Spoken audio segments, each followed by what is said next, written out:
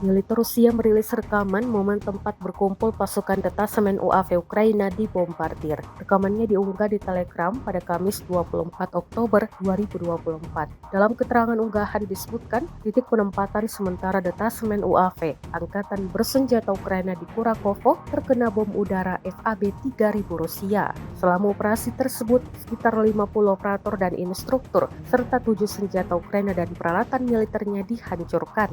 Operator UAV dari kelompok pengintai Yusnaya mengintai lokasi unit UAV Angkatan Bersenjata Ukraina. Setelah itu dilakukan serangan tepat, jelas narasi unggahan Rusia. Rekamannya pun kini telah menuai berbagai komentar dari warganet.